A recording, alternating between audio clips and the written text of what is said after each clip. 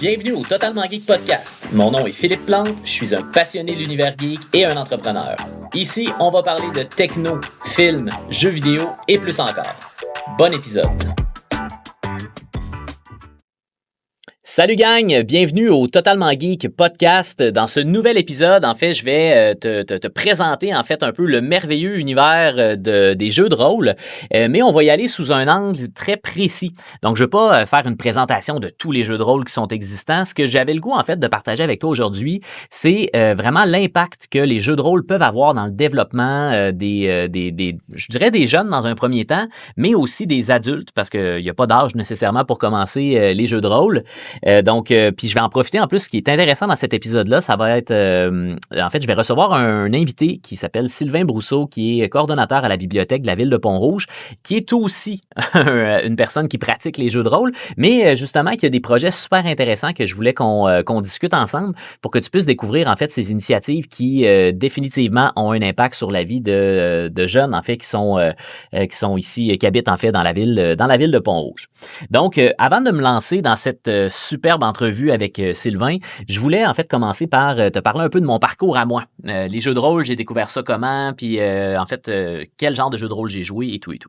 Donc, dans un premier temps, j'ai commencé, comme la plupart des gens, je dirais, de mon époque, là, j'ai 40 ans, je suis né en 85, c'est Donjons et Dragons qui était le jeu de rôle ultime. Depuis, on a eu énormément de moutures différentes, d'univers différents, que ça touche la science-fiction médiévale, le temps un peu plus contemporain. Donc, on a vraiment beaucoup d'univers à découvrir. Mais moi, le premier qui m'a initié, en fait, au jeu de rôle, c'est Donjons Dragons. Puis c'est mon grand frère, en fait, qui m'y a initié. Il y a 4 ans de plus que moi. Donc, moi, au début, quand j'ai été intégré dans tout ça, je me rappelle, j'étais quand même assez jeune. De mémoire, je vais avoir à peu près 9 ans. 9 ou 10 ans, j'ai joué des dizaines plutôt de campagnes au fil des années avec lui, avec ses amis, puis par la suite, j'ai fait mes propres campagnes avec mes amis à moi. Mais en fait, ça a été quand même quelque chose parce que j'étais jeune, c'était tous les amis de mes grands frères, de mon grand frère qui avait 4 ans de plus que moi. Donc, je suis persuadé, puis c'est la raison pour laquelle j'avais le goût de faire cet épisode-là. Je pense que les jeux de rôle ont joué un rôle important dans mon développement en tant qu'adolescent, en tant que jeune, là, 9 ans, j'étais un jeune qui est devenu un adolescent. Et je pense que c'est ce qui a en fait eu un impact en fait au niveau de ma créativité, ma curiosité. Je te parlais justement dans mon premier épisode du fait que pour moi, un geek, c'est une personne qui est curieuse en fait et qui aime découvrir, apprendre des nouvelles choses. Ben pour moi, les jeux de rôle, ça a touché vraiment ça parce que on est dans un univers complètement différent. On peut apprendre une foule de choses et on apprend aussi à se développer au niveau social, donc à interpréter des rôles, à interagir avec d'autres personnes dans diverses situations. Donc bref, non seulement j'ai eu beaucoup de plaisir en fait à passer ces nombreuses soirées-là, mais j'ai aussi, je pense, eu tout à gagner en fait avec les jeux de rôle. Puis j'avais le goût de te partager deux, trois petites choses en fait, parce que j'ai joué beaucoup à Donjons Dragons, comme je te disais précédemment. J'ai aussi joué à Vampire the Masquerade, donc un jeu de vampire en fait qui peut se passer à plusieurs époques. Dans mon cas, moi, on a beaucoup joué je dirais dans les années contemporaines. Et j'ai joué aussi à Loup-garou, Werewolf, qui justement se passe un peu dans le même univers, là, pas un peu, se passe dans le même univers que Vampire the Masquerade. Et ces deux-là ont vraiment, ça a vraiment été des jeux de rôle que j'ai joué un peu plus tard. Là. Je vais avoir plus 14-15 ans quand j'ai commencé à jouer à ceux-là, mais ça a été vraiment des super de belles expériences également. Donc, je voulais justement prendre 2 petites secondes pour te partager mes personnages préférés dans les 2 univers principaux, donc Donjons Dragons et Vampire et Loup-garou.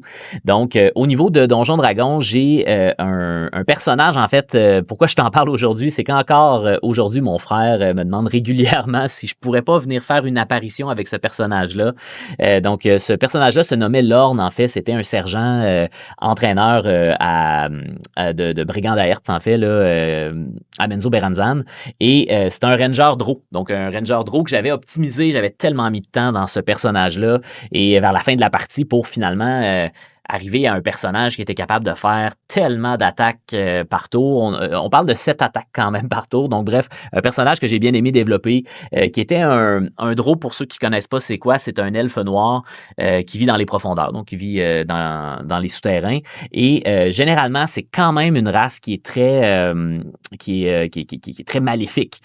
Donc, c'est vraiment pas une race, c'est pas des elfes gentils, là, je pourrais le dire ainsi. Mais dans le cas de ce personnage-là, il détonnait un peu avec le reste parce qu'il était très loyal, puis c'était quand même, oui, OK, c'était un combattant, puis c'était un survivant, mais je pense que c'est les deux choses. C'est un combattant survivant, mais qui gardait quand même une portion très, très loyale, très gentille. Donc, c'était pas un elfe noir standard directement. C'était vraiment un elfe noir qui sortait du lot. Puis, c'est souvent ce genre-là que j'ai dans beaucoup de mes personnages que j'ai joué à l'époque, et même quand je joue à Baldur's Gate 3 présentement, on dirait que j'ai de la difficulté souvent à jouer le méchant. Donc, on dirait que j'aime pas vivre avec ce poids-là, même quand je joue des rôles. Donc, ça transparaît souvent dans mes choix lorsque je jouais plutôt à des jeux de rôle dans le passé. Et maintenant, aujourd'hui, lorsque je joue encore à des jeux qui sont plus en monde ouvert avec un impact selon les décisions qu'on prend dans nos conversations avec les personnages non-joueurs. Et sinon, ben, au niveau de Vampire, de Masquerade et Werewolf, donc vampire et loup-garou, le personnage qui a marqué en fait mon adolescence, c'était Mr. Orange, qui était en fait un vampire du clan des Anti-Ventrue. Donc, c'était un espèce d'aristocrate qui avait vécu, là, je ne me rappelle plus exactement, mais des centaines d'années et qui était à la tête de l'entreprise Orange Corporation, donc une compagnie qui était établie, je ne me rappelle plus exactement la ville, je crois que c'était à New York de mémoire qu'on jouait cette partie-là aux États-Unis. Et c'était un personnage qui était, lui, il était méchant, c'est un de mes seuls, il était vraiment méchant, c'était vraiment quelqu'un, là, c'était un aristocrate très, qui pensait vraiment centré sur lui-même, puis qui développait son entreprise au détriment des autres autour de lui, puis qui était accompagné de Gus, qui était son chauffeur, son agent de sécurité, si je pourrais le dire ainsi, là, qui était une goule, en fait, là, qui avait transformé plusieurs années auparavant et qui le suivait un petit peu partout. Et j'avais aussi, d'ailleurs, un anaconda géant qui me servait à faire disparaître bien des choses lorsque je prenais des décisions, justement, pour l'entreprise et quoi que ce soit. Donc, bref, c'était comme tu vois, deux univers complètement différents. Puis c'est ça que je trouve intéressant dans les jeux de rôle, c'est qu'on peut passer vraiment d'un univers médiéval fantastique, on peut s'en aller dans quelque chose de plus contemporain où là, les gens vont avoir beaucoup de références avec le nom des villes, certaines entreprises, des interactions avec des choses qu'on peut se rappeler un peu de notre quotidien. Et de l'autre côté, on peut même aller vers des jeux de rôle de science-fiction que j'ai pas beaucoup joué moi personnellement, mais il y en a de plus en plus. Donc, même des trucs plus futuristes ou quoi que ce soit. Donc, ça peut être super intéressant aussi. Donc voilà, aujourd'hui, en fait, dans cet épisode-là, je t'ai parlé que je voulais parler des bienfaits des jeux de rôle. Initialement, mon idée était de faire une recherche. J'avais d'ailleurs entamé justement pour aller sortir des études parce que là, moi, j'avais ma vision de geek, de me dire, écoute, moi, les jeux de rôle m'ont aidé à être plus curieux, m'ont aidé à être créatif, m'ont aidé à avoir des meilleures aptitudes sociales quand que j'échange avec les autres. Mais bon, ça, c'est mon idée à moi, mais je suis pas un scientifique, j'ai pas fait d'études sur le sujet. Donc, j'avais été chercher, puis effectivement, j'ai trouvé des études qui avaient été faites un peu sur l'impact positif que ça pouvait avoir dans le développement. Puis là, j'ai repensé à un ancien collègue qui est Sylvain Brousseau, en fait, qui est coordonnateur à la bibliothèque de la ville de Pont-Rouge. Et je me suis dit, c'est bien beau les études, mais quoi de mieux que de parler vraiment de l'aspect pratique de la chose. Donc, Sylvain est un gars super créatif, assez verbomoteur aussi, donc vous allez voir, ça risque d'être une entrevue qui va être quand même, qui va avoir beaucoup de contenu, mais inquiétez-vous pas, il est super intéressant à écouter. Et bref, ce que je me suis dit, c'est je vais parler avec lui pour une raison précise. On parlera pas de toutes ses initiatives, parce que je te le dis, là, si tu es habitué d'aller dans une bibliothèque, Sylvain a vraiment une approche différente. Bien entendu, si tu veux avoir des livres, il y a une super de belle collection, il fait attention et tout. Et il offre un service incroyable avec ses collègues.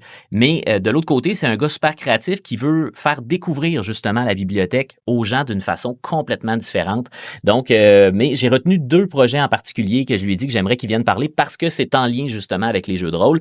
Donc voilà, écoute, sans plus tarder, je vais pouvoir passer en fait le micro puis on va discuter justement, rien installer ici le studio pour recevoir mon ami Sylvain, puis jaser avec lui justement de ses beaux projets, qu'est-ce qu'il accomplit, puis comment lui il vit justement là, dans son processus.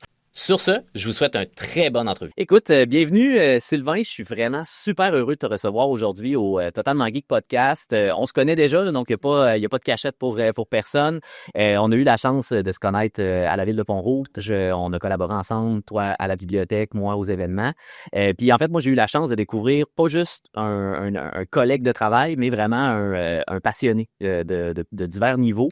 Puis quelqu'un de super créatif. Puis justement, au départ, quand j'avais pensé, c'est ce que j'ai un peu en entrée de jeu, en introduction, quand j'avais pensé à ce podcast-là, je voulais justement aller étudier un peu, chercher des études qui démontraient justement le fait que les jeux de rôle peuvent avoir vraiment des bienfaits super pour le développement d'un adolescent, même à l'âge adulte aussi.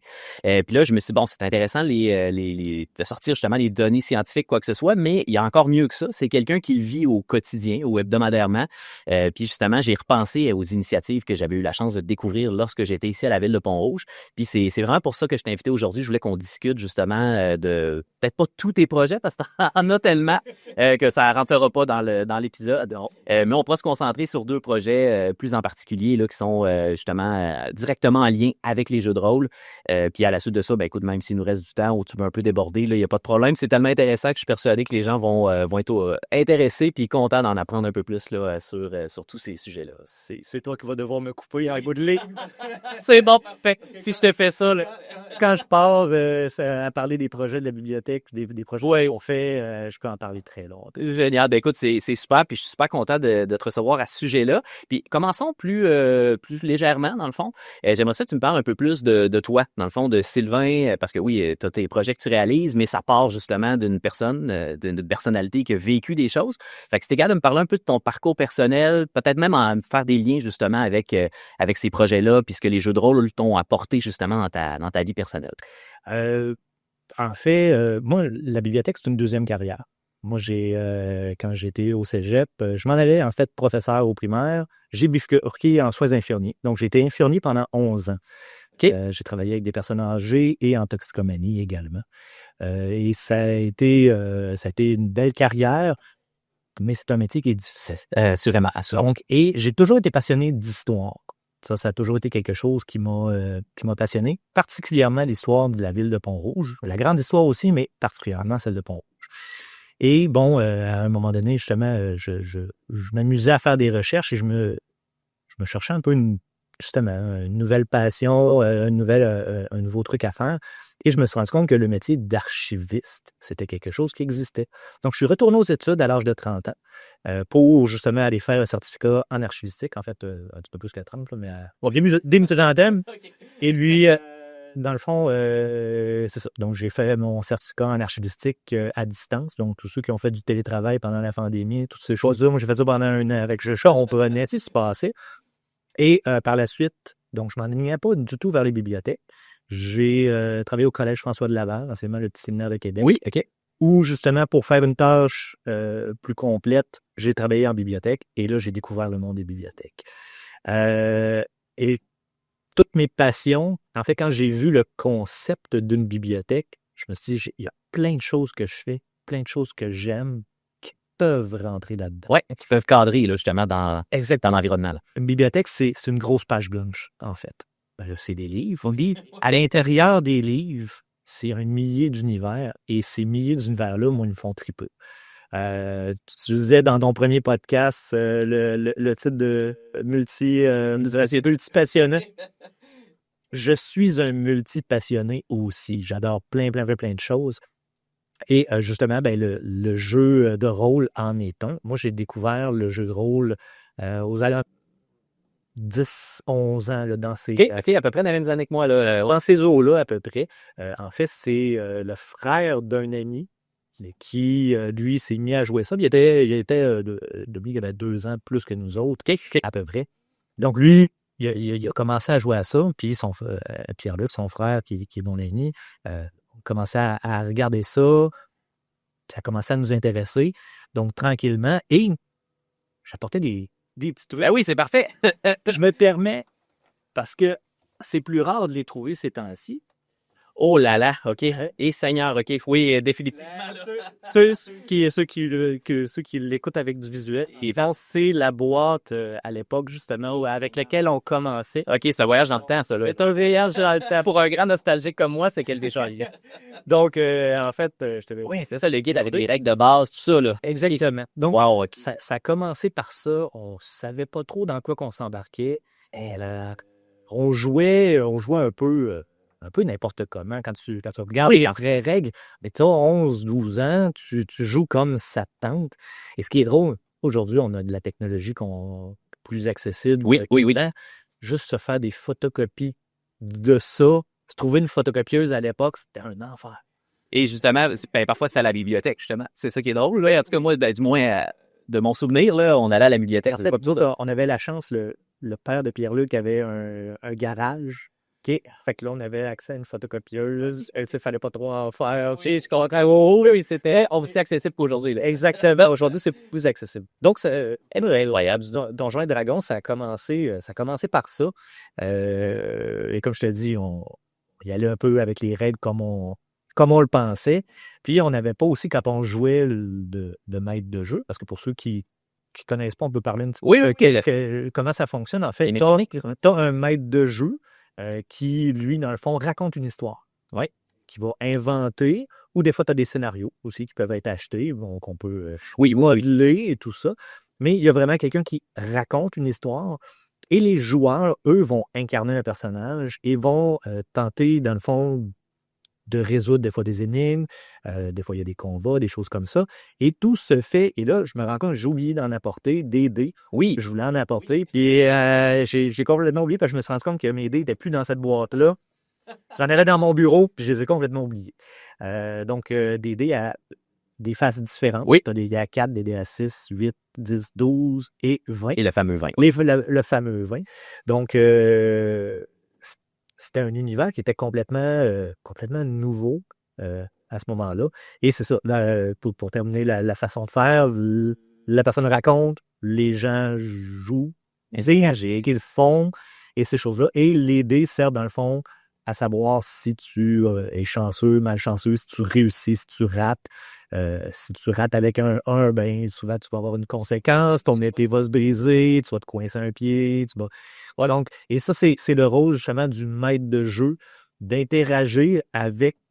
Dans le fond, c'est une histoire qui va se promener comme ça. Ouais. Donc, il y a une trame, le maître de jeu sait d'où on part, sait où on veut s'en aller, mais tout dépendant de ce que les autres vont décider de faire, ça se peut que ton histoire elle change. C'est ça. Faut qu'il y ait quand même une certaine vivacité d'esprit pour le maître de jeu. Ouais.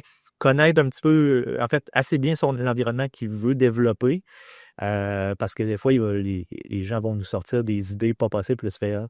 OK, comment... oui, c'est ça. Puis là, la vitesse d'esprit, la créativité, je pense que ça rentre directement en ligne de compte parce que le maître de jeu, c'est un peu comme le réalisateur d'un film, là, finalement. Là, mais ça se fait en temps réel, donc ça se bâtit au fur et à mesure, comme tu le dis, des décisions qui peuvent parfois être un peu improbables, tout selon la créativité du moment du joueur. Là. J'ai eu des situations parce que dans le fond, ce qui a amené le Donjon et Dragon à la bibliothèque, j'ai décidé de partir justement un groupe d'initiation à Donjon et Dragon pour les jeunes. Donc, je visais des adolescents. C'est sûr que les adolescents dans une bibliothèque, c'est toujours un petit peu plus dur d'aller les chercher. Assurément. Parce que c'est justement ce moment-là dans ta vie que tu vas découvrir une multitude de passions. Tu vas te concentrer un peu plus dans le sport. Tu vas découvrir de nouvelles choses. Tu vas avoir accès à de nouvelles choses. Le secondaire, c'est une pépinière à idées. Puis oui, c'est ça. Puis t'apprends des connaissances. Exactement. Donc, c'est difficile un petit peu, des fois, de les garder accrochés à la bibliothèque. Ouais. Donc, je me suis dit, OK, allons-y avec ça. On essaye. Ma fille, justement, était adolescente, donc je me suis dit, OK, on va l'essayer. Tant qu'à essayer, on avait essayé une fois à la maison, tout simplement, avec ma conjointe, tout ça, puis elle avait aimé ça. Donc, je me suis dit, OK, on parle. Ouais. Je sais que j'ai déjà une personne, elle en avait parlé un petit peu autour d'eux autres, et finalement, on a eu un beau groupe de jeunes. On a joué pendant 2 ans. Là, on s'est arrêté. Question de locaux, tout ça, mais ça va revenir éventuellement. Mais là, on est comme en pause. Mais oui, on a joué une campagne de 2 ans. C'est quand même quelque chose. Puis 2 ans, est-ce que ça a toujours été les mêmes jeunes? J'en ai une qui a quitté parce que dans le fond, elle a été... en fait, j'ai commencé avec 5 jeunes. Il y en a une qui a quitté parce qu'elle est partie au cégep. Puis là, l'horaire fonctionnait plus avec son horaire de cégep. Je comprends. Donc, on a amené quelqu'un d'autre. Donc, après le premier 6 mois, on a perdu quelqu'un, on l'a remplacé tout de suite. Et ensuite, quand on a commencé la 2e année, il y a un des jeunes qui commençait le football, justement. OK. Donc, ils m'ont écrit, Sylvain, je pourrais plus jouer, finalement. Conflit d'horaire. Conflit d'horaire, c'est ça, avec les pratiques de football. Fait que je fais, ben, regarde, c'est pas grave. On va s'en reprendre si jamais on est capable de te ramener plus tard. Donc, il y avait une amie de quelqu'un qui a dit, ah ben, moi, je vais prendre sa place. Ouais, fait que c'est beau. Et finalement, le jeune en question est revenu en me disant, hey, finalement, les pratiques sont pas à ce moment-là. Ça. Donc, je suis passé d'un groupe de 5 à 6. À 6, OK. Et dans le fond, on a fait un an complet avec ces 6 joueurs-là. Donc, il y a aussi toujours cette dynamique-là qui était particulière de j'ai des joueurs qui connaissent la campagne depuis le début et on rentre des nouveaux joueurs. Donc là, c'est d'incarner leur personnage, de se présenter en tant que personnage. Et moi, je faisais attention pour les appeler par le nom de personnage. Oui. Essayer d'être le plus immersif possible. Parce que ça, c'est un point qui est important, dans le fond, pour un maître de jeu, c'est de rendre ça le plus concret possible. Il faut décrire l'environnement, il faut essayer de faire passer un peu le feeling. C'est ça, l'ambiance, vraiment. L'ambiance, oui. Puis, un des trucs, je suis pas très bon, je suis pas un imitateur, je fais pas... mais il y a certains personnages que je savais qu'ils allaient les suivre pendant un bout de temps. Donc là, eux, je leur donnais une petite note là, particulière, un petit parler un peu spécial. Dans le Seigneur de voix. Ouais, je l'incarnais un petit peu plus. Je faisais pas à tous les personnages, parce qu'à un moment donné, ça devient lourd, puis aussi... OK, je l'ai fait comment, ce personnage-là? Oui, certains dans le jeu. C'est ça, dans le temps. Puis là, je me suis dit, on va y aller avec certains personnages que je sais que je garde pendant un certain temps. Bon, ben, je lui donne une douche particulière. Et il y a des personnages qui ont détesté à cause de ça. Il y a le personnage que je faisais qui était très imbu de lui-même, et qui avait toujours fait quelque chose de meilleur que les autres. Donc, quelqu'un dit, j'ai fait ça. Moi, j'ai pété l'affaire. Puis là, je l'ai grandiose un peu. Ouais, il devait être un peu moins populaire. Ouais, au début, ça allait, mais plus ça allait, moins il était populaire. Il y avait même des joueurs qui l'ont attaqué à un moment donné. OK, parce que là, ça en était assez. Là, ça en était assez. Ça, c'est le genre de situation où tu dis, OK, attends, non, moi, ce personnage-là, faut pas qu'il meure. Il est important pour la suite de l'histoire. Bon, j'ai peut-être poussé la note un peu, mais il faut que je le garde en vie. Fait que là... Qu'est-ce que je peux faire pour le protéger, désamorcer la situation? Donc ça, des fois, il y a des situations où justement le maître de jeu voit que la situation... Moi, je le sais que j'ai tel autre monstre qui s'en vient, j'ai telle autre affaire. Ils vont se faire défoncer. Et l'objectif du maître de jeu, c'est pas de détruire. C'est d'arriver sur la délicieuse incertitude. Oui. On va-tu réussir ou on réussira pas? L'objectif, c'est qu'ils réussissent, mais peut-être pas que tout se passe bien. Donc, il faut trouver cette espèce d'équilibre-là. Ouais. Et à un moment donné, justement, il était dans une espèce de corridor, il y avait des pièces, tout le kit. Le combat là, il va être perdu. C'est sûr qu'il faut qu'il s'en aille. Alors là, moi, en tant que maître de jeu, je dois essayer d'ouvrir les possibilités à vous pouvez vous sauver, là. Pensez à vous sauver. On se déplace, il ne vous court pas après. Il y a un des jeunes qui n'a pas saisi cette occasion-là. Lui a fait, moi, je continue. Juste. Oh, et moi, je me lance, puis je vais jusqu'au bout. À un moment donné, c'était, donc, je le tue.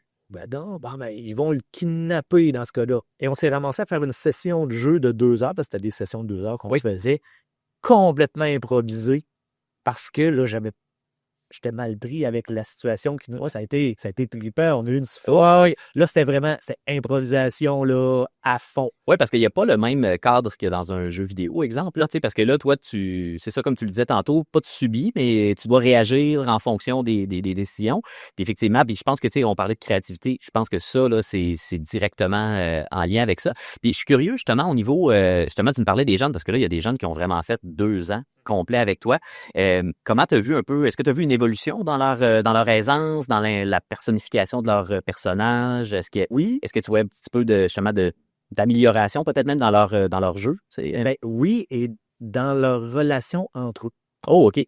Ça a été ça qui a été vraiment intéressant parce que, oui, bon, il y a toute la question de créativité, justement, et tout ça, mais c'était au départ, 5 jeunes qui se connaissaient pas ou qui, à la limite, savaient que, bon, un tel s'appelle comme ça. Ouais, mais tu sais, je l'ai déjà croisé à l'école, mais sans plus.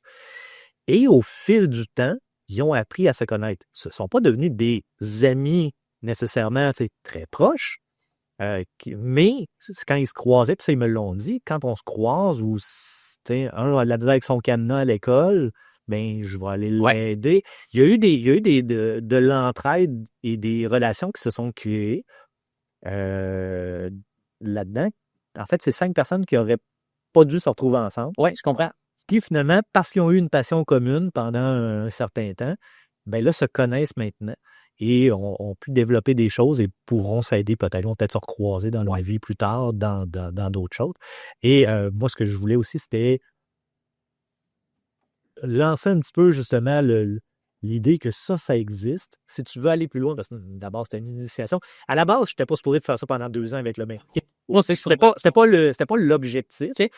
Mais ça allait tellement bien, on avait tellement de fun que on a continué. C'est sûr que là, éventuellement, je voudrais recommencer, mais je vais revenir plus à un côté initiation. Donc, peut-être un 6 mois. Puis après ça, si vous voulez continuer, vous pourrez.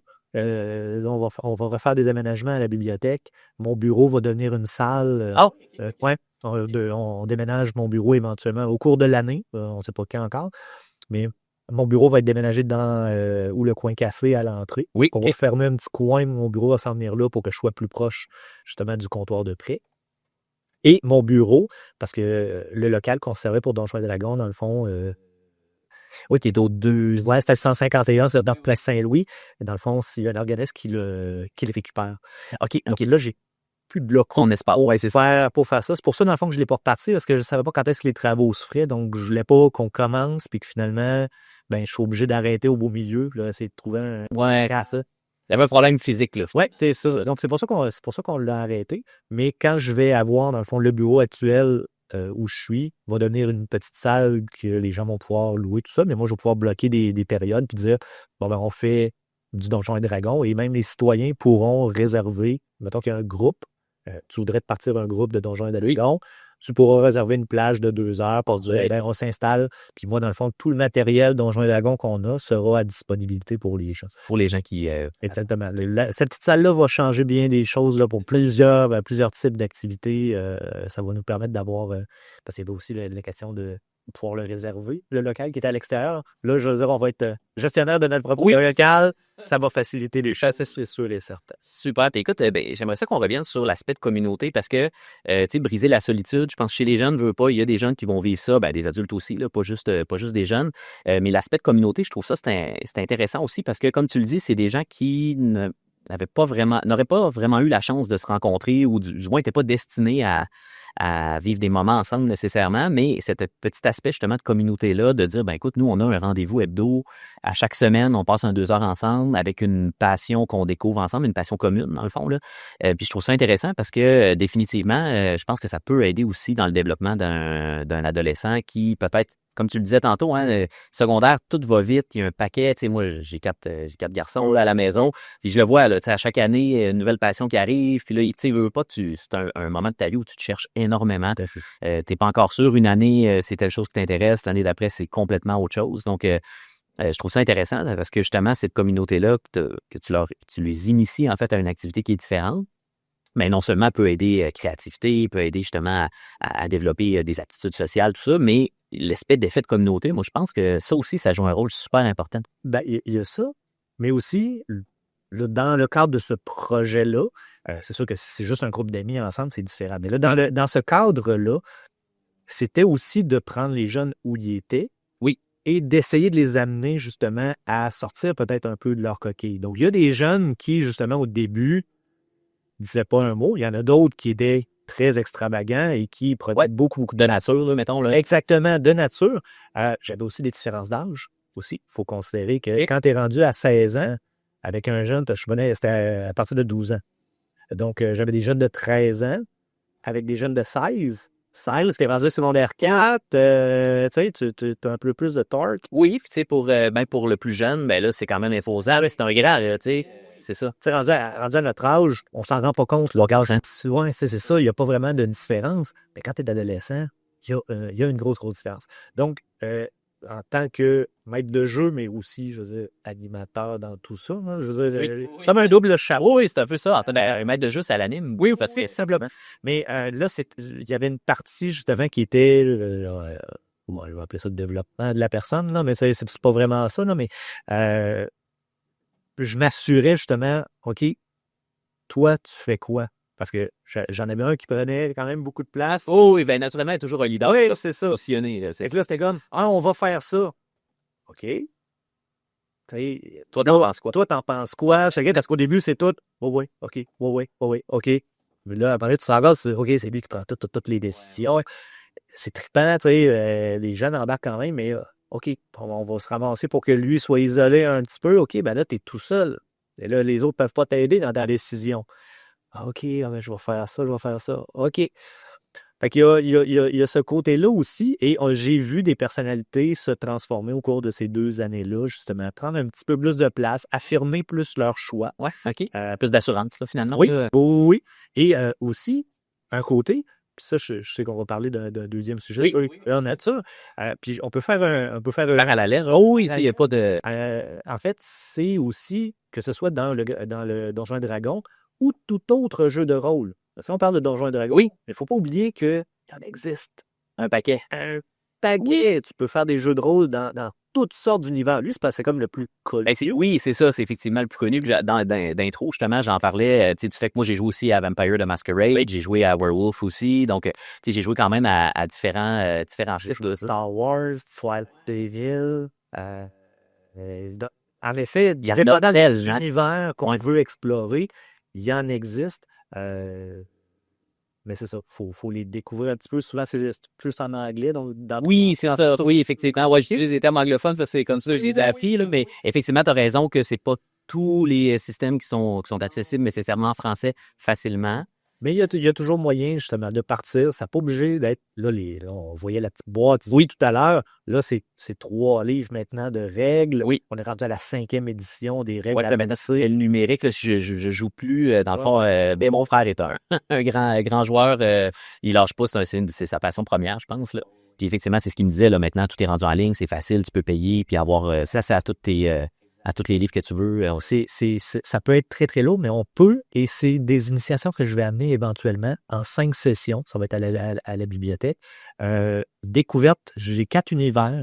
OK. C'est des livres qui ont été faits, mais qui sont déjà discontinués. J'ai de la difficulté à les trouver. OK. Mais c'est comme un jeu de rôle clé en main, avec beaucoup d'objets physiques. Fait que les pièces sont en carton. Là, tout est en Oui, c'est ça. cartonné. C'est un tout en un. Là, Mais c'est ça inclus dans et c'est en 5 sessions, ben simple.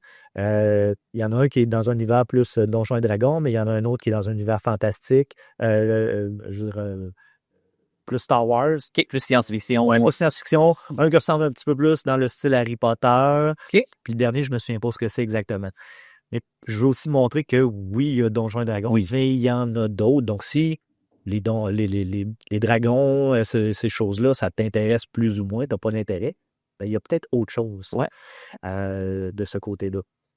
Et oui, excuse-moi, puis justement, au niveau, je parlais de vampires et loup-garou, là, mettons, là, ces 2 jeux-là, puis ça, c'était une chose que je trouvais intéressante parce que là, nous, on le jouait, selon la partie, parce que là, ça pouvait se passer à différents moments de l'histoire, mais quand on avait des parties qui étaient plus actuelles, écoute, ça donne une dynamique complètement différente parce que là, tu joues dans un univers que tu connais plus, tu sais, il y a beaucoup de références que tu peux avoir, là, en tant que maître de jeu, exemple, là, dans ta partie. Je trouvais ça intéressant aussi, là, parce que tu vas aller ajouter justement des petits colis à l'intérieur, là. Quand on jouait justement à Twilight 2000, ça se passe à l'époque actuelle. Donc, c'est une espèce de guerre civile actuelle. Là. Je me souviens pas des détails de tout ça, mais c'était contemporain. Et nous, on avait introduit, justement, il y avait les cours de technologie en secondaire 2 à l'époque. Ouais. Notre professeur était un de nos personnages. Donc, quand on avait à faire modifier un véhicule, ces choses-là, on allait voir Guy Bourret. Et Guy Bourret nous patentait ça. Et, fait que ça fait Ah, c'est bien drôle. Il y a moyen de rentrer des éléments qu'on connaît dans ces différents types de jeux-là. Ah, c'est vraiment le fun. Écoute, je trouve ça génial. Puis, tu sais, l'aspect, tu me parlais de l'assurance aussi, parce que c'est vrai, il y a ça aussi, hein, parce que les jeux de rôle, contrairement à un jeu de société, contrairement à un jeu vidéo, par exemple, ça a quand même, c'est plus stressant, là, parce que là, c'est toi qui dois personnifier un personnage. C'est pas tout le monde qui est à l'aise nécessairement. Puis, tu sais, moi, je me rappelle mes premières parties. Moi, c'est mon frère mon grand frère, en fait, qui m'a intégré justement à l'univers des jeux de rôle. Puis, quand on a commencé ensemble, écoute, lui, il avait 4 ans de plus que moi. C'était tous ses amis. Moi, j'avais peut-être 10 ans, 9 ans environ. C'était des grands là, de 13, 14. Ils ont déjà joué. Ils savaient déjà jouer. Tu sais, fait que là, tu arrives là-dedans, puis là, tu dois interagir avec eux. Puis définitivement, moi, je pense que ça l'aide parce que veux pas, tu te mets dans une situation légèrement inconfortable. Ça reste que c'est du jeu, là. Mais les premières séances, c'est légèrement inconfortable. Ouais. Puis je pense que c'est super bon aussi là, pour te permettre justement après ça d'être un petit peu plus flexible, d'apprendre à gérer des situations qui pourraient peut-être être stressantes là, dans le futur. Ben, c'est un peu ça aussi. Puis le parallèle que je voulais faire avec le GN, Oui, ben justement. ben, il est directement là. En fait, pourquoi est-ce que le Donjon Dragon à la bibliothèque a développé le côté GN?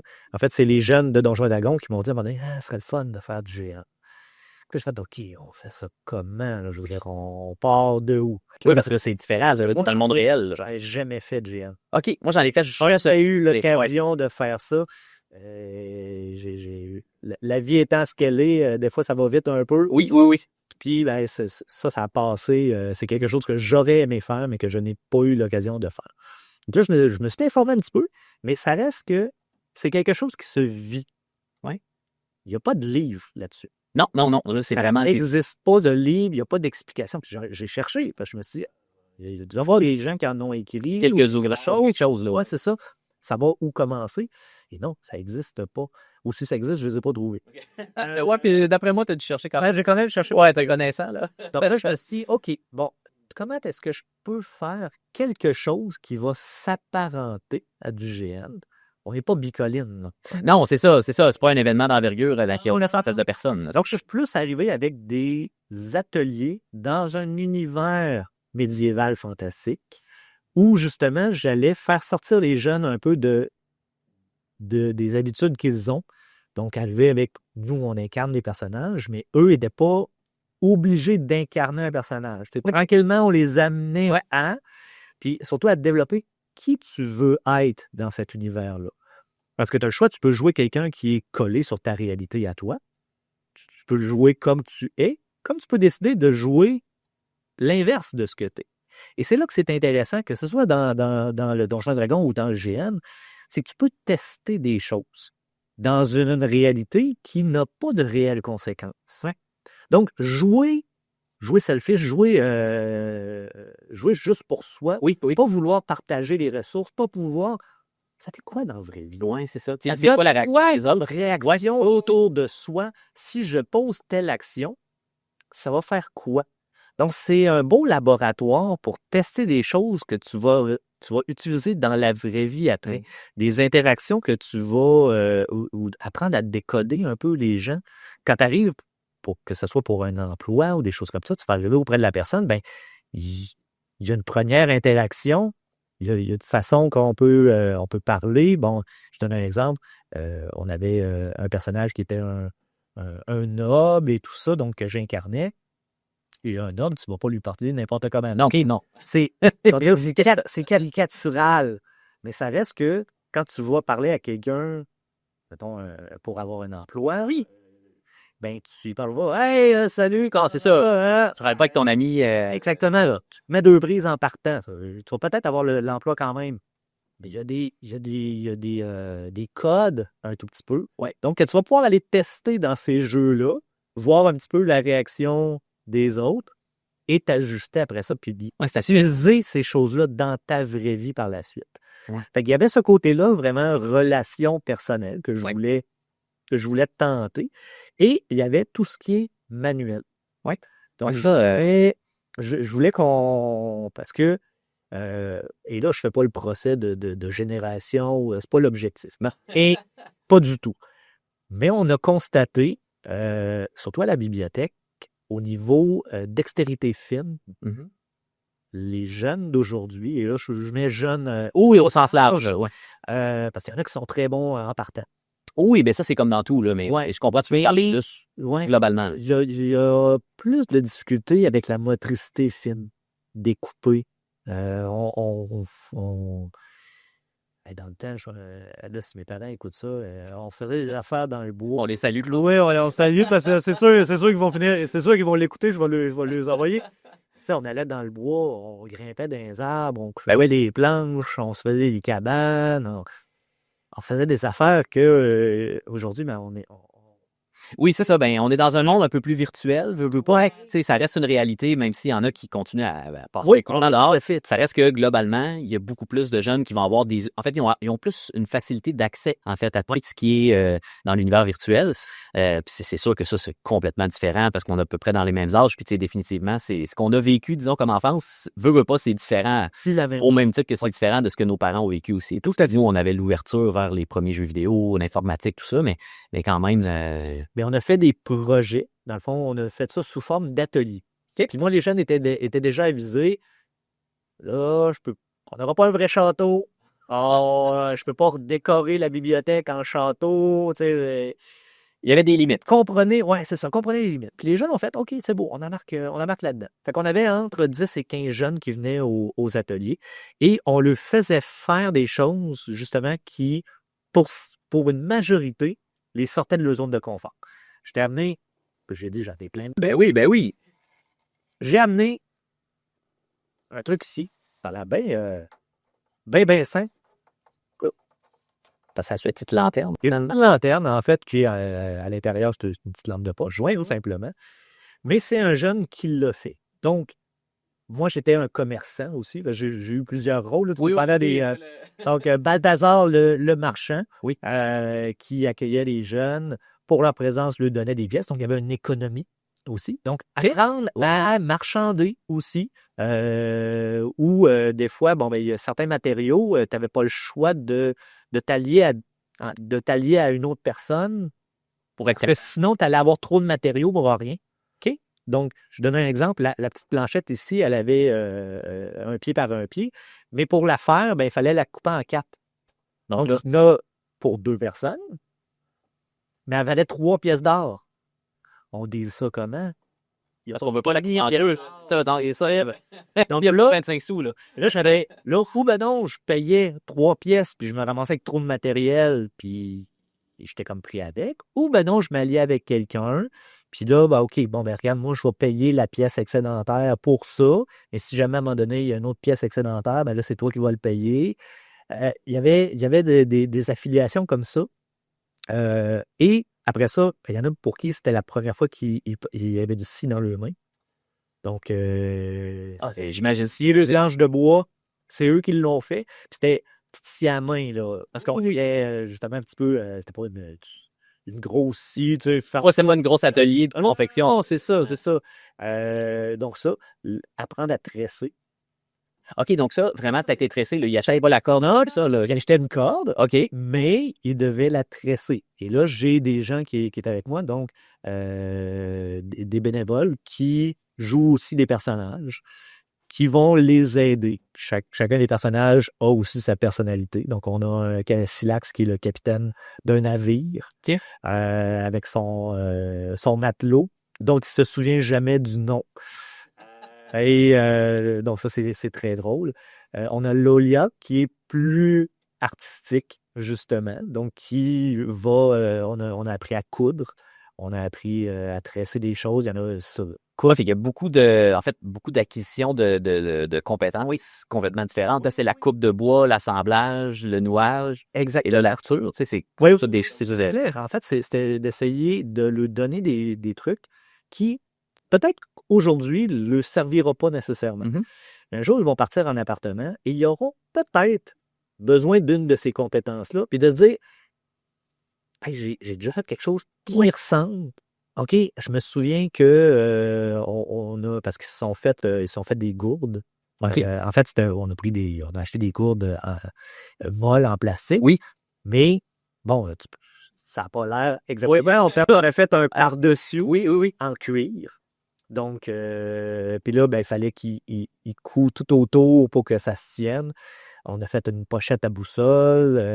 On a fait justement de la carte et boussole. Donc, OK. on a fait imprimer des plans de Pont-Rouge, que c'était une contrée lointaine. Oui, on joue le rôle, mais il y avait des coordonnées. Donc, ils ont appris à utiliser les Ça, c'est boussoles. génial parce que, tu sais, de nos jours, pas de GPS, il y en a beaucoup qui sont dans le trouble. Se repérer sur une carte. On a fait des jeux basés sur la mémoire aussi. OK. Donc, on a fait toutes sortes d'ateliers qui étaient toujours... il y en a un, c'était des fioles, parce qu'on a notre quatrième personnage qui est une sorcière. OK. Un peu d'alchimie. Donc, exactement. Là, Silax, le marin, avait été chercher des produits, sauf que son matelot, pour bien faire, les étiquettes n'étaient pas bien collées, fait qu'ils les ont tout enlevés. C'est pour que ça soit clean, que ça soit beau, mais là, on ne sait plus c'est quoi les ingrédients.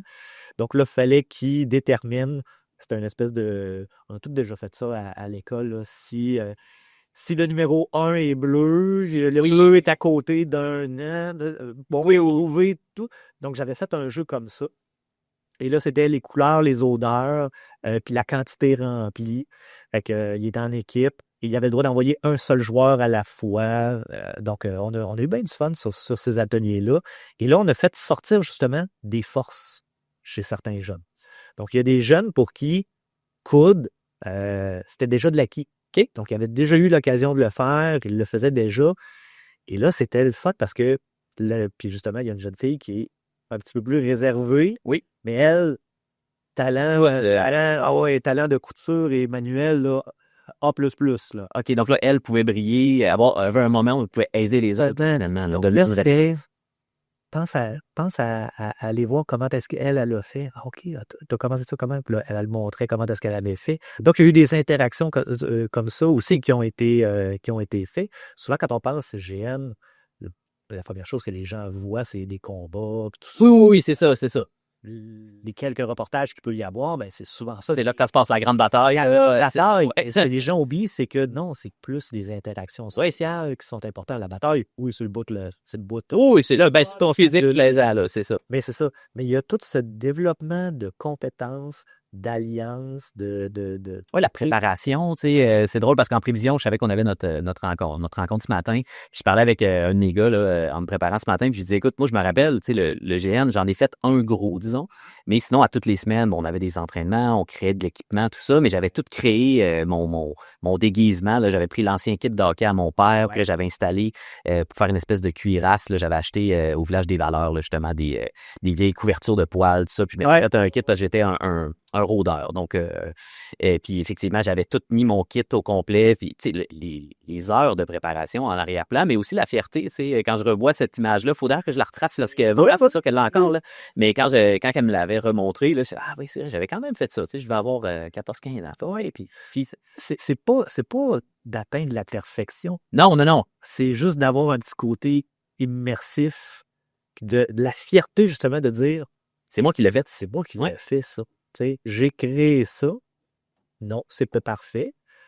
Mais dans ce cadre-là, ben, ça va être trippant. Oui, c'est ça. Puis là, d'embarquer, souvent, c'est dans le cadre d'un vrai GM, mais les gens sont curieux, justement. De, OK, attends, il a fait ça. Les gens continuent à s'en parler par après. Puis aujourd'hui, les réseaux sociaux permettent justement de garder contact avec les gens. Et c'est ça. Fait que nous, le projet, c'était ça, développement de compétences. J'avais une idée de grande aventure qui se passait sur une journée. Oui. Malheureusement, c'est toujours difficile un peu de trouver une date pour le faire, puis qu'il y ait assez de jeunes, d'avoir des bénévoles pour faire ça. Malheureusement, quand on établit... Au niveau logistique, au niveau logistique, parce que là, la salle Marcel Ménard devenait la salle du Royon. Fait que là, il fallait que... Oui, puis tu sais, c'est ça, j'ai travaillé ici. Là. Les salles sont très en demande, là. C'est très vivant à Pont-Rouge. Trouver, si tu as besoin de 2-3 salles, je comprends que ça devient compliqué. J'avais fini par trouver une date, parce que j'avais le Moulin Marcoux aussi qui avait embarqué. Oui, c'est vrai, le moulin était là. S'il ne faisait pas qu'il est fort d'histoire en partant. Oui, ça fait un lieu. Ce café en bas devenait une auberge. Fait que là, il fallait que ça soit disponible. Il y avait un show la veille, mais c'était correct. On s'était organisé pour que... Ouais, il y a du travail là. Oui, oui, oui, oui. Il y avait beaucoup de travail. Donc, il y avait une date qui tombait. Puis malheureusement, ben, j'ai pas eu assez d'inscriptions parce que pour que ça soit intéressant, fallait que j'ai quand même un certain nombre de joueurs qui embarquent.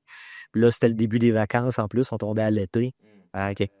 Ouais, là, t'es toujours plus complexe. Ouais, c'est ça. Je voulais faire ça au début. Donc, je pense que c'était le 29 juin ou en affaire de même. Là. Puis malheureusement, ben, ça n'a pas lieu. L'histoire existe. Oui. Elle existe, elle est encore. Elle va peut-être revivre. Elle va peut-être revivre. Là, ce qu'on a fait, parce que en fait, tous les ateliers menaient à cette histoire-là une journée. On finissait par un grand banquet, puis tout fait kit. Là, on va éventuellement le refaire, parce qu'on a testé quelque chose à l'automne. On n'est pas satisfait du résultat que ça a donné. On a essayé de faire vivre un village. Donc, parce que là, en fait, tous les ateliers, on les avait déjà faits. En fait, là, de refaire les mêmes, ben, là, ça fait... Ouais, non, c'est ça. À moins d'avoir des nouveaux jeunes. Ouais, mais non, ça, on prend donc là, pour ceux qui étaient déjà là, donc on a essayé de faire vivre un village. OK. On s'est rendu compte qu'on faisait un petit parallèle, on parlait de jeux vidéo tout à l'heure. Oui. On a tenté de faire un monde ouvert. OK. Ça n'a pas bien fonctionné. Ça n'a pas mal été. Non. Ça n'a pas donné le résultat escompté. Ça a été difficile de trouver les moteurs là-dedans. Donc, on va revenir vers une histoire plus linéaire. OK. Donc, on s'enligne pour faire une journée. Fait que les jeunes vont arriver à 1 heure. Et là, il y aura une succession d'événements qu'ils vont découvrir, qui nous va être justement un peu plus chronométré. On va savoir, bon, ben, à telle heure, ils s'en vont rencontrer tel personnage, vers telle heure, ils vont rencontrer tel autre personnage pour arriver à la fin. Mais ça, encore là, ça demande beaucoup de préparation.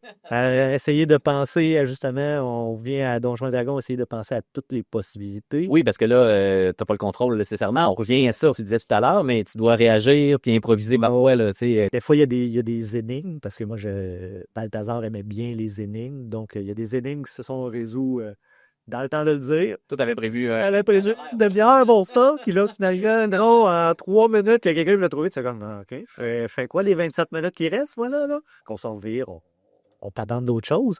Mais là, dans le cadre d'une histoire comme ça, ben, c'est ça, il faut essayer de s'assurer d'avoir assez de matériel, quitte à avoir des choses en réserve, mais tranquillement de faire ça. Donc, c'est plein de trucs qui s'en viennent de Donjons et Dragons et de GN, éventuellement. Mais je trouve ça génial. Pour vrai, c'est tout à ton honneur, là, parce que c'est des projets qui demandent du temps. Puis, tu veux pas, toi, ton mandat initial, ben, je l'avais mentionné en début, en introduction, mais tu t'occupes de la bibliothèque, tu es coordonnateur de la bibliothèque. Donc, c'est sûr que, tu sais, quand on dit ça, ah ouais, un coordonnateur de la bibliothèque qui crée des activités GN. Écoute, moi, je trouve ça magique parce que, tu sais, on le disait aussi d'entrée de jeu quand on discutait tantôt, mais une bibliothèque, ça peut parfois avoir l'air un peu intimidant. Ouais. Tu sais, les personnes, c'est un lieu qui est très silencieux. Après ça, bon, t'es jamais allé dans une bibliothèque, ça fonctionne comment, louer un livre, tout ça. Donc, tu sais, si tu prends quelqu'un, un jeune qui est pas habitué, qui n'a pas été intégré nécessairement en bas âge avec ses parents. Je sais que l'école, parfois, ils vont un peu, mais quand même, ça reste un milieu qui est s'éloignant de l'école, on a malheureusement perdu un certain groupe là, qui... Oui, parce qu'anciennement, vous étiez à On côté. était à côté de l'école, fait que c'était très, très facile. Là, on a perdu quelques groupes là, où, justement, bon, le déplacement est un enjeu, c'est sûr et certain. Mais toutes les activités de la bibliothèque, que ce soit ceux-là ou toutes les autres, l'objectif est toujours d'amener les gens dans la bibliothèque, puis les faire découvrir et créer une opportunité, justement, pour discuter avec eux. J'amène les gens avec ces activités-là. On a le temps, on jase. Ah, OK, ouais. Souvent, on a ouais, je suis pas vraiment un lecteur, moi, je lis pas vraiment. Ouais, c'est un classique, ça. Ouais. Et étonnamment, je ne suis pas un grand lecteur. Ouais, puis tu vois, tu m'as étonné. On parlait un peu juste avant de commencer. Puis ça, c'était une chose que je connaissais pas de toi. Moi, j'avais l'image de Sylvain, c'est un passionné de lecture. C'est drôle, mais dans ma tête, c'était vraiment ça que j'avais, là. Si je lis une dizaine de livres dans une année, c'est beau. Ce qui est, soit dit 100%, ce qui est déjà beaucoup plus que beaucoup de personnes. Oui, mais puis moi, je veux aussi démocratiser les types de lecture. Donc, la bande dessinée, c'est pas de la sous-lecture. Non, Tu as le droit d'être un adulte de 44 ans puis de triper sur la bande dessinée. je te remercie de dire ça. D'ailleurs, je fais du pouce sur mes idées. OK. Si jamais vous êtes intéressé, ici, c'est C'est une bande dessinée qu'on a à la bibliothèque OK, OK. et que j'ai relue avant de s'en venir vu qu'on allait partir de Donjons et Dragons. C'est une bande dessinée sur l'histoire de la création du jeu Donjons et Dragons, la controverse qu'il y a eu aussi. OK. OK, donc vraiment, là, on est vraiment dans le monde réel. On est dans le monde réel, oui, les deux personnes qui ont créé ça, les chicanes qu'il y a eu, parce que l'argent, à un moment donné, des chicanes, des visions différentes. Une belle bande dessinée là, qui est, je vais faire le retour tout à l'heure, donc si vous voulez l'emprunter à la bibliothèque, vous faites-moi signe. Fait que ça. Puis le dernier objet que j'avais amené, ben, c'était Cascade du Hellfire Club. Pour ceux qui ont suivi Stranger Things, ben, il y a un petit peu de lien justement entre ça, la controverse qu'il peut y avoir. On le voit très bien dans la série où c'est satanique, puis c'est ça. Il y a une belle histoire au travers de tout ça. Si vous voulez vous intéresser, ce livre-là est un bon début. Cette bande dessinée est un bon début pour connaître l'histoire, parce que ça part de quelque part. C'est des jeux de guerre, je ne vous spoil pas tout, là, mais c'était des jeux de guerre très structurés. Puis à un moment donné, il y en a qui ont décidé d'amener ça dans un autre univers, d'amener ça différemment, changer les règles. Ouais, c'est quand même bien. Ah, c'est génial, ben j'aime ça. Puis définitivement, en tout cas, je pense que je vais même mettre le lien. Je vais essayer de trouver, tu sais, peut-être le nom, là, parce que les gens ont la faculté, veut pas. On a beaucoup de contenu maintenant, là, donc on oublie les choses, mais je pense que je vais mettre dans la description. Ben, je trouve ça intéressant comme livre qu'ils peuvent emprunter à la bibliothèque ou. Oui, ça se lit très facilement, puis c'est ça. C'est de démocratiser tout ça et ça fait en sorte que la bibliothèque s'est développée au cours des dernières années énormément. J'ai une super équipe avec moi qui embarque dans mes folies. Oui, ça prend ça aussi. Ça prend des gens qui embarquent et merci aux citoyens aussi parce que j'ai beau organiser des trucs. S'il y a personne, ça sert à rien. Puis à un moment donné, je vais faire dire, Sylvain, t'en mort, là. Ouais, c'est ça qu'on revient à ton modèle ici. Ouais, c'est ça. Mais les gens triplent, les gens embarquent. Ils consomment la bibliothèque et c'est tout à leur honneur. 92 000 emprunts l'année passée. C'est incroyable là, quand même pour la. On partait de. Puis même. Ouais, peux-tu peut-être. Bon, j'ai rapidement quelques chiffres en tête là, de l'époque que tu avais partagé. Si on prend la bibliothèque à Pont-Rouge, celle qui était près de l'école, elle a été construite en 91. Donc j'ai les chiffres à partir de ce moment-là, parce qu'avant, c'était où on est actuellement, c'était la bibliothèque des Sœurs. Quand j'étais petit. Oui. Parce que je suis un petit peu vieux.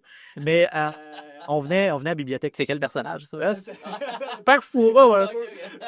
C'était limite Père Fouras. Ouais, on est bon là.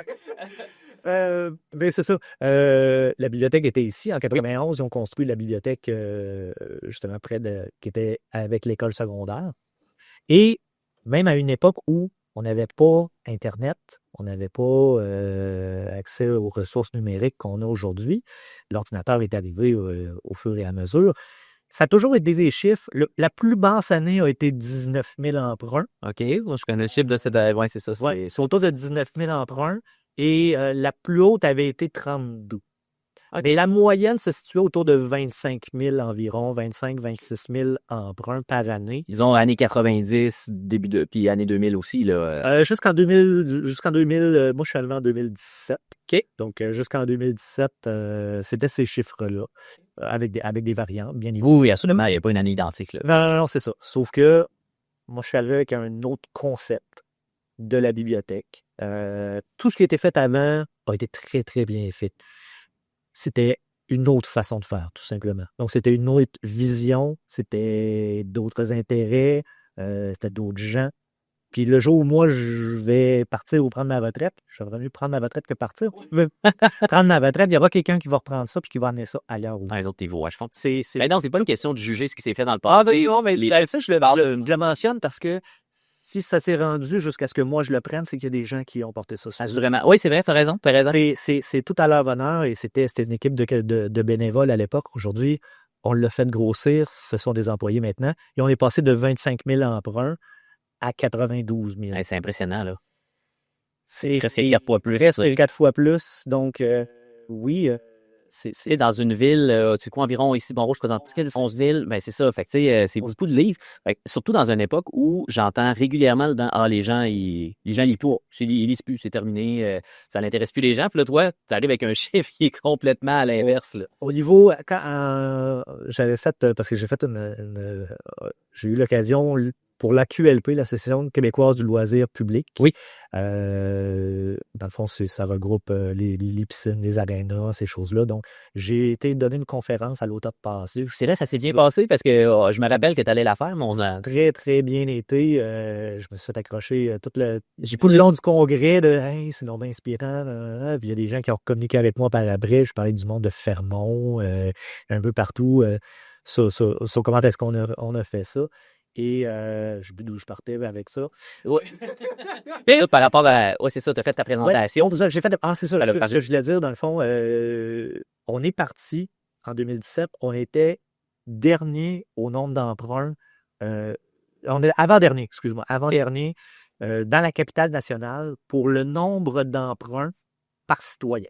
OK. Donc, pas le nombre d'emprunts global, parce que ça, rendu là, les chiffres sont différents. Selon la quantité de... Il y a la SIAT qu'on peut aller, justement, le nombre d'emprunts par citoyen. Là, tu te dis... Ça, t'es direct, là. Il y a rien qui peut être plus... C'est la Ville de Québec, elle divise par son nombre de citoyens. Ça s'équivaut à un moment donné, parce qu'on s'entend, la Ville de Québec, c'est centaines de mille, millions peut-être de... Sûrement. Écoute, c'est la communauté urbaine maintenant, c'est rendu à 850 000, je pense. C'est ça. On ne peut pas se rendre à ce chiffre-là, nous autres. Mais si on ramène ça par citoyen. Donc, on était avant-dernier dans la capitale nationale. Et l'an passé, on était deuxième.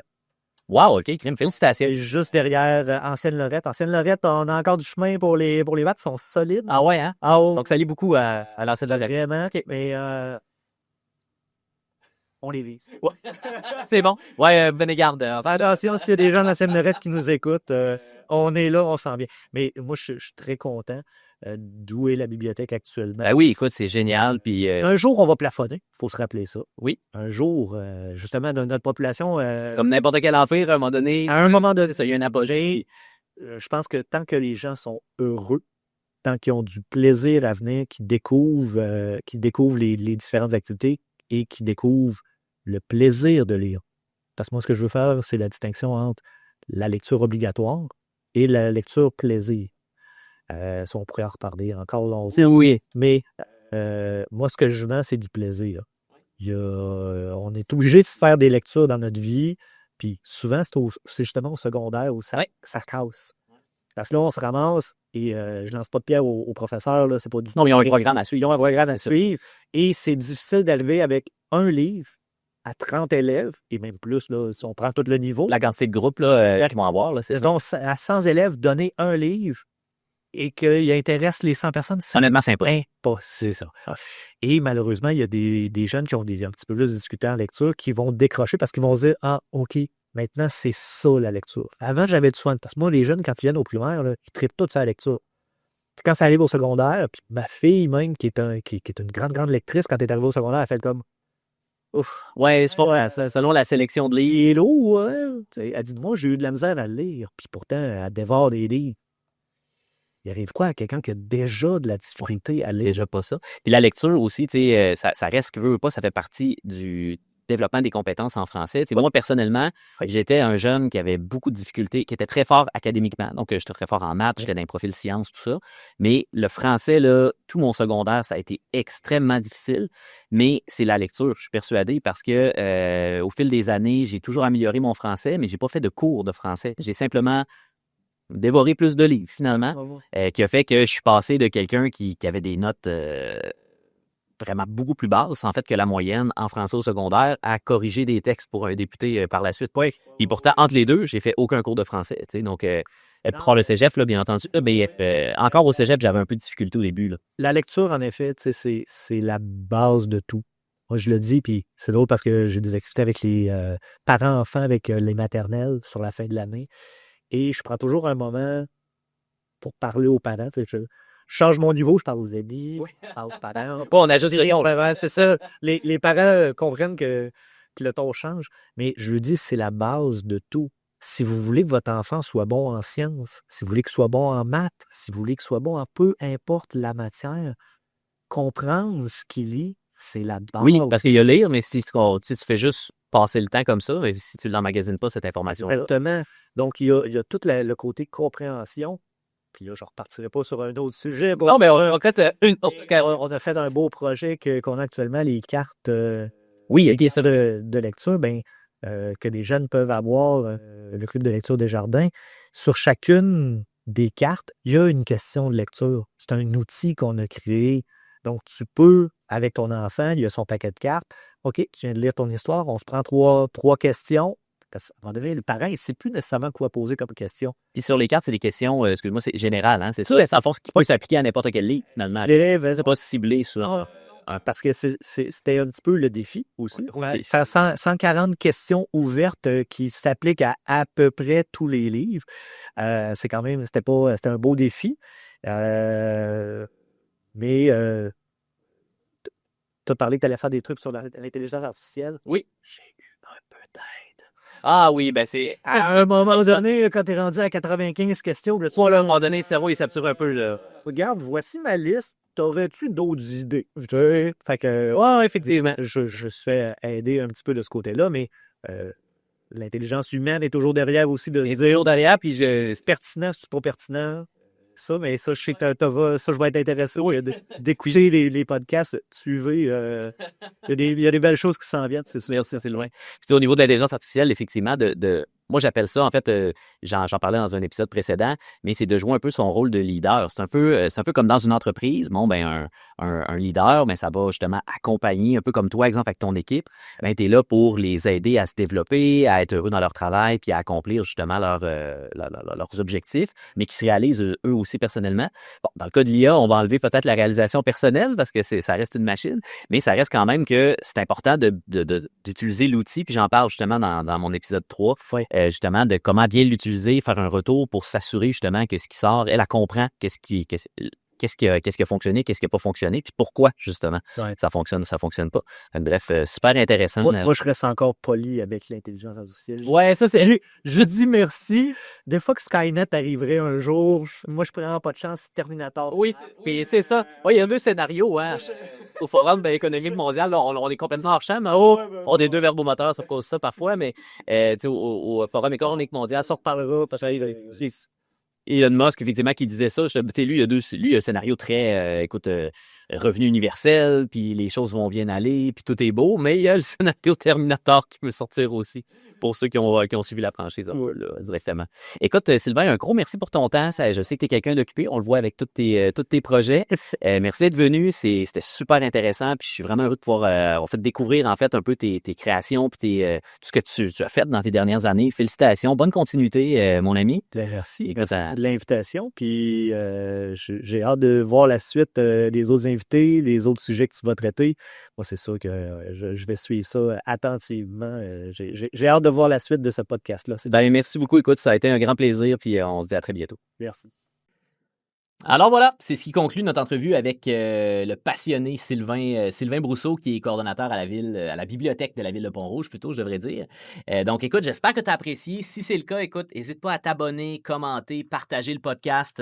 Plus il y aura de visibilité, plus je vais avoir de facilité à inviter puis à recevoir justement des invités intéressants comme Sylvain. Puis justement, écoute, je voulais te parler rapidement la semaine prochaine dans le Totalement Geek podcast. Là, on s'en va vraiment dans le champ gauche. Là. On s'en va complètement ailleurs, mais inquiète-toi pas, on va rester justement avec un angle geek puis une vision geek justement de ce sujet-là. J'avais le goût de te parler de l'entraînement. L'entraînement qui occupe une portion importante dans ma vie, justement pour garder la forme physique. Je suis quelqu'un, je te le disais d'entrée de jeu dans mon premier épisode, je suis quelqu'un qui est multipassionné, donc en ayant beaucoup de passion, j'ai besoin d'avoir énormément d'énergie. Puis l'entraînement joue un rôle là-dedans afin de pouvoir soutenir en fait mon niveau d'énergie là, par rapport à ces différents projets-là. Donc voilà, c'est ce qu'on va parler la semaine prochaine. Et comme je te dis, ça va être avec un angle geek. Donc je vais vraiment venir te parler des applications qui peuvent t'aider, des outils, de quelle façon tu peux peut-être justement avoir une vision un peu plus geek justement de ta remise en forme ou pour t'aider à conserver justement ta forme physique actuelle. Donc, je vais te partager tout ça dans un format super convivial et j'ai hâte de voir justement ton avis là-dessus. Donc, on se dit à la semaine prochaine.